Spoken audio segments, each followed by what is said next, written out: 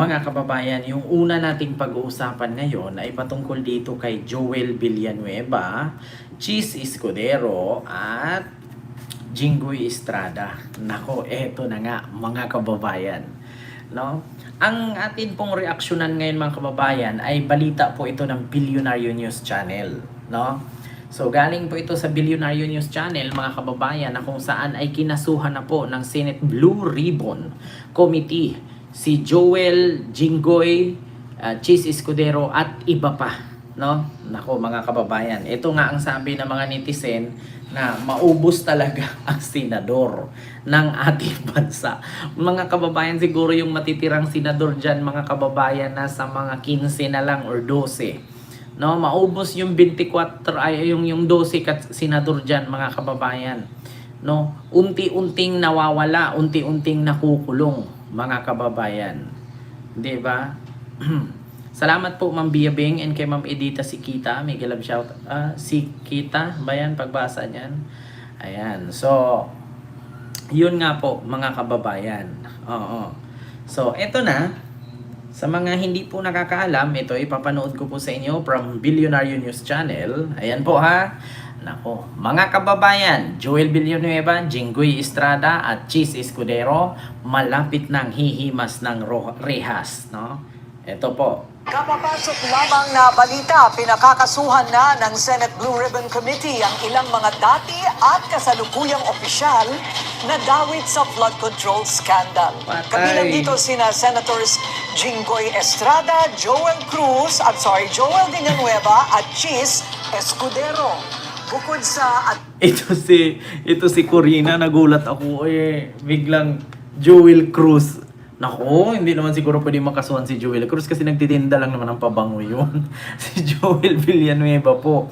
Ay, Madam Corina, ayusin mo yan. Cheese Escudero, Jinggoy Estrada, at Joel Villanueva. Hindi po si Joel Cruz. Ha? Nako, Madam Corina, hindi si Joel Cruz. Si Joel Cruz ba naman? Ulitin natin ha. Ito. Kapapasok lamang na balita, pinakakasuhan na ng Senate Blue Ribbon Committee ang ilang mga dati at kasalukuyang opisyal na dawit sa flood control scandal. Kabilang dito sina Senators Jinggoy Estrada, Joel Villanueva at Cheese Escudero. So, tama lang naman. Actually mga kababayan, hindi po yun hindi po yun tawag dito, hindi po yun sinadya ni Corina na sabihin ng Joel Cruz. Kasi sa totoo lang mga kababayan, si Joel kasi malapit na sa krus. Si Joel kasi malapit na sa krus, mga kababayan. Joel Cruz na daw. Oo, lagot ka, Ma'am Corina.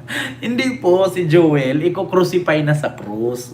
Iko-crucify na kasi. Ipapako na sa krus, mga kababayan. Ako. Eto na nga, mga kababayan. Tama lang naman, sabi ni Corina. Joel Villanueva, sabi niya, Joel, ipako sa krus. So, ayun nga, mga kababayan, na mali lang. Yun nga, mga kababayan. Ito na. Oo, nako. Sino na lang magtatanggol kay Sara nito? Mga kababayan, sino na lang magtanggol kay Sara dito? Si Aimee, si Marcoleta, si Bongo, si Robin, Pia Cayetano, Alan Cayetano, 7. Wala na si Cheese, wala na si Jinggoy, wala na si Joel, si Marcolita, 8. At sino pa? Si Lorin Ligarda. Sino pa? Naku mga kababayan, mahihirapan nga talaga sila. Actually mga kababayan, yung dalawang bilyar, ito mga kababayan. Meron akong iparating sa inyong kwento. Huwag na po kayong mag-expect kay dalawang magkapatid na bilyar. Hindi po yan didikit sa mga Duterte Black. Maniwala kayo sa akin mga kababayan. Itong dalawang bilyar, si Camille at si Mark, hindi yan didikit kay Sara. sinumpa nila yung pamilyang Duterte. Do you think hindi sila galit na galit sa mga Duterte ngayon? Tingnan nyo ang nangyari sa pamilya nila. Sunod-sunod ang kalbaryo. At according sa aking biik na walang puwet, kasi mga kababayan, ito bago ko ipagpatuloy itong kay Joel, kay Jinggoy at kay Cheese Escudero na kinasuhan So, sunod dito warrant na Warrant na po ang sunod, mga kababayan. So, wag po tayong mag-expect na itong dalawang bilyar, ay kakampi kay Sara. Hindi po. Meron ako ipakita sa inyo. Wag niyong masamain. Ipakita ko lang. Wait lang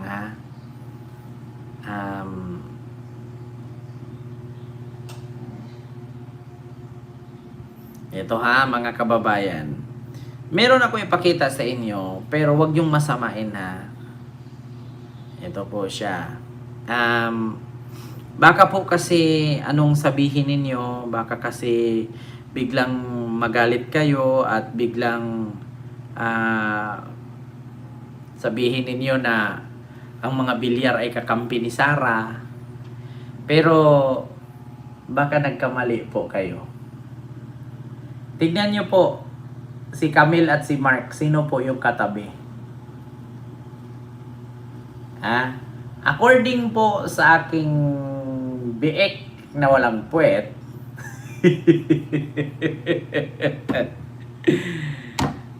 ano po sila ngayon? Under negotiation.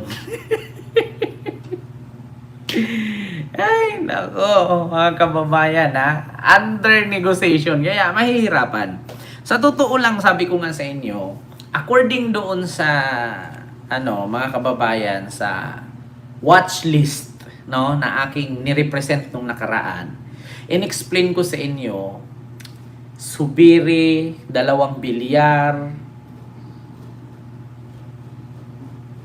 wala na kay Sara yan. Andares ang matitira kay Sara, si Robin, si Bongo, si Marcoleta, tapos si Joel, si Aimee. Basta hindi aabot ng mga kababayan na sa siyam lang, siyam. I means chat, maraming salamat po sa yung 12 euro super sticker. Thank you so much po. Si Bato wala na, Ma'am Sweetheart Chang, hindi na makakapagpirma si Bato. Tanggalin niyo na si Bato, hindi na makakapirma yan. Kung sakali man na matuloy itong impeachment ni Sara, wala na yan si Bato. Hindi na pwedeng hahabol yan. Sumubukan niyang lumabas kung hindi siya madampot. Itong dalawang Cayetano, sure ako, dalawang Cayetano, Marcoleta, Robin, Aimee, yang 5 na yan, Bongo, pang-7, yan lang talaga ang matira, 7. Kasi si Jinggoy, si Joel, si wala na na yan hihimas rihas na yan, mga kababayan. Diba? Masulasok kaya ulit si Joel Cruz. Diba?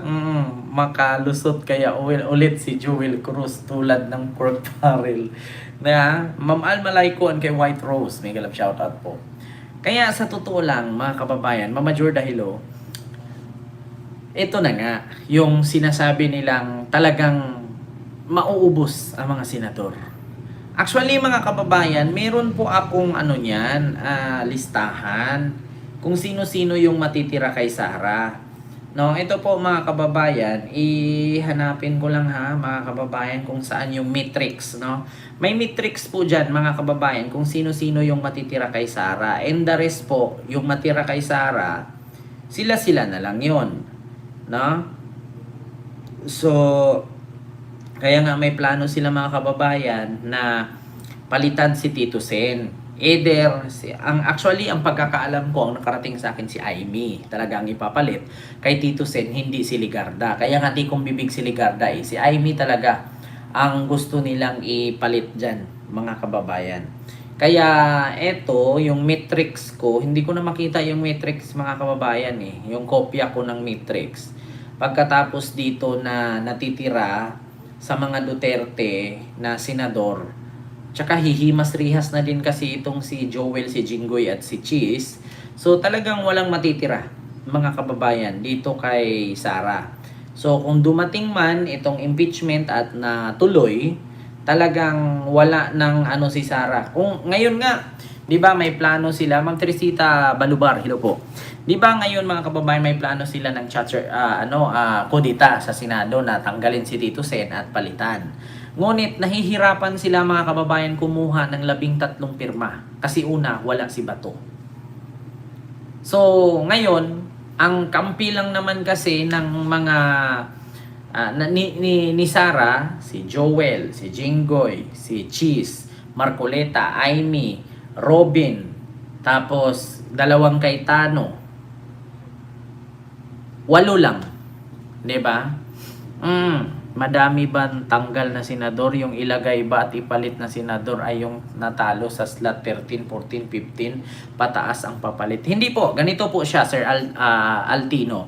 Kung sakali po na makulong si Jinggoy, si Cheese at si Joel, wala pong malalagay dyan na pang 13, pang 14, pang 15 noong 2025 election. Wala pong ganon. Makukulong sila pero tuloy-tuloy po yung pagtrabaho nila bilang senador, which is katulad sila kay Laila de Lima at kay Trillanes noon na habang nakakulong, nasa loob ng kulungan may nagjo-duty sila. No? So, wala pong matanggal na walang matanggal at mapalitan ng mga naka-line up noong kasi 'di ba ang number 13 si Bintulpo. Tapos number 14, 15, 16, wala pong ganun mga kababayan. Kasi kung sakali man na makulong sila, tuloy pa rin sila pagiging senador, magjo-duty pa rin sila sa loob nga lang ng kulungan, which is katulad kay Laila de Lima at kay Trillanes, no? So walang tawag dito, walang matanggal, makulong lang. So kung sakali man na may matanggal, yun po yung ibig sabihin ma-expelled, no? Or katulad kay Bato, no? Maniwala ako na may baka sakali sa 2028 election, magiging 13 ang kukunin na senador. Instead of 12, magiging 13 kung si Bato ay desisyonan na ng Senado dahil dito sa ethics complaint na i-file ni Trillanes para matanggal nga sa serbisyo itong si Bato. So mga kababayan, so hindi pa naman nagbunga at wala pa namang desisyon sa korte doon sa ethics complaint ni Trillanes, so si Bato ay mananatiling senador. Pero hindi man matapos ang 2027-2028, si Bato ay na-expelled. Sa madaling salita, magiging 13 po ang kukuning senador sa 2028 election. No, so halimbawa natanggal si Bato 2026. So 27-28 magiging 13 ang kukuning senador. Tapos, yung natanggalan ni Bato na taon, yun yung tutuloy na maging pang-30 na senador. So, mga kababayan, ito na ang problema. Kung naalala ninyo, 9 na senador po ang hindi bumoto sa kundinahin itong Chinese embassy na lumalaban sa government. Yung 9 na pong yun ay mawawala po, no? Kailangan kasi mga kababayan 13 kapirma po talaga, no? So kung hindi man umabot ng 13 kapirma, sa madaling salita mga kababayan ay matutuloy itong impeachment ni Sara. Kinaklaro ko lang mga kababayan, 13 kasi ang kailangan ng pirma para mapalitan si Tito Sen at hindi ituloy ang impeachment ni Sara. Ang problema mga kababayan, paano ba umabot ng 13 sila? Kasi ang pagkakalam ko, 9 na lang sila eh. Diyan sa 9 na yan, may makukulong pa. Ito po yun mga kababayan. Ito, ipakita ko sa inyo Ito mga traidor ng bayan. Ayan, sabi ni Opinyong Tunay. Ayan, kung nakita nyo po mga kababayan, si Bato, 2 Cayetano, Marcoleta, Bongo, Cheese, Joel, Robin at Amy.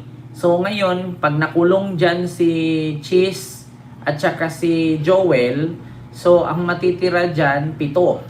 No? Tapos, matanggal pa si Bato kasi nga, hindi naman pwedeng pumirma si Bato dyan kasi wala naman siya, nagtatago naman siya. So, magiging 6 na lang. 2 Cayetano, Marcoleta, Bongo, at Amy. Hindi, ano na lang pala, 5. No? Bongo, 2 Cayetano, tapos Marcoleta at Amy at Robin. So 2, 4, 6 pala. Pero mga kababayan, ang kailangan pong pirma para mapatalsik si Tito Sen ay 13. So, kailangan din po na pirma para hindi matuloy ang impeachment trial ni Sara ay 13. So, paano nila gawing 13 yan kung 7 na nga lang silang natitira? Diba? Oo nga, kasi napaka-ingat ni Marcolita tapos hilig sa talo, ubos oras. Sabi ni Ma'am Delia Ignacio. Mamaritis Mosne, hilo po. So, yung mga bilyar po, Mamaritis Mosne, wag na po tayong mag-expect na kakampi kay Sara yan. Malaki galit yan kay Sara. So, kanina nga, pinakita ko nga sa inyo kung nasaan yon.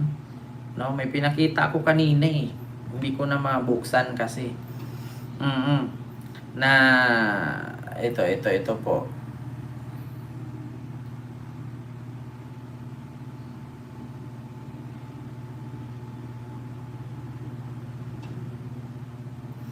Ano to?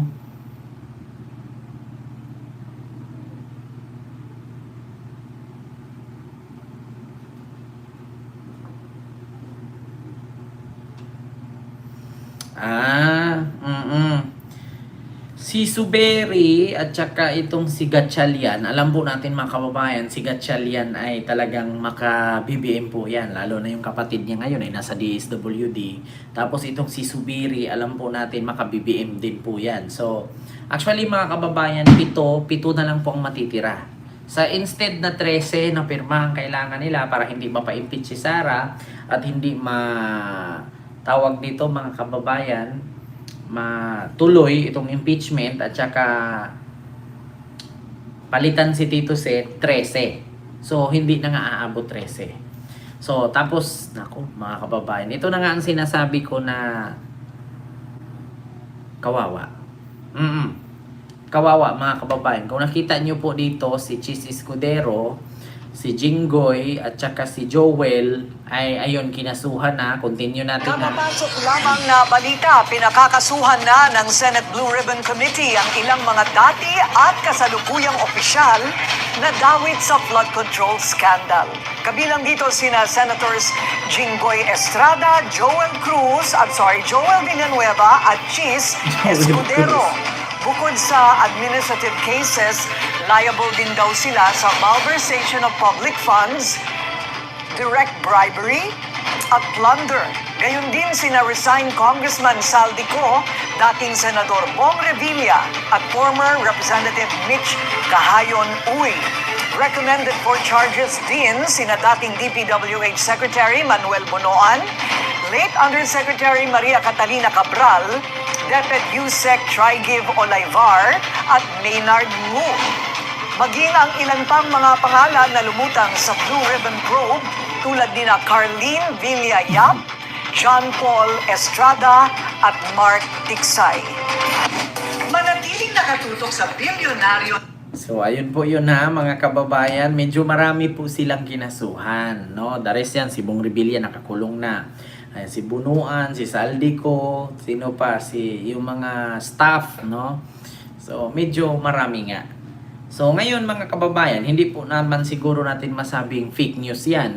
Binalita na ng Billionaire News Channel. Hindi naman po pwedeng ibalita nila yan kung wala silang sources. Kasi bakit? Pwedeng ipasara ang kanilang prangkisa at makasuhan pa sila. So, ngayon, mga kababayan, eto na nga. Hihimas rihas na nga. 'Di ba? Hihimas rihas na nga mga kababayan. Si Joel Cruz. Tapos si Cheese Escudero, si Jinggoy Estrada. Jinggoy Villanueva. Tragis na yan. So, ngayon mga kababayan, eto na nga. Ayun. Sultan, hello po dyan. Ma'am Ima Batiko, hello po. And kay Ma'am Clarita R. And kay Sandra Lynn Palmer, hello po. So, yun na nga mga kababayan. Ako, Diyos ko, hihintayin na lang natin ito kung sino na naman ang sunod na aristuhin. Nako, John Vic Remulla, pasok! Diba? Nako, patay kayo dito. Sabi pa naman ni PBBM, mahiya naman kayo. For the boys, kickback, SOP, walang kumare, kumpare, walang kamag-anak, kaibigan o kaalyado. Kung may kasalanan ka, managot ka. Kung may pananagutin ka, harapin mo. Hashtag PBBMC. 'Di ba? Pero yung Dagol, alert na ba? May maghihimas kaya ng rihas? Oh, Sir Alexander Mendoza, meron yan. Maniwala kayo sa akin. Joel Cruz. Di ba? Ay, ito na naman si Marlon Molina. Diyos ko, kapangit-pangit ng apelyido mo. Tapos pangalan mo Marlon. May kakilala akong Marlon. Ay, naku, malakas na mamukpok. Di ba? Nakahabol ako sa live. Ma'am Ibargo ni silupon kay Sir Wilford Lim. Hindi yan fake kasi Blue Ribbon na ang nag-recommend Ken. Kaya nga po, di ba, Sir Wilford Lim? So, yun, mga kababayan, yung ating unang pinag-uusapan. So, ngayon, ano yung sunod? Nako.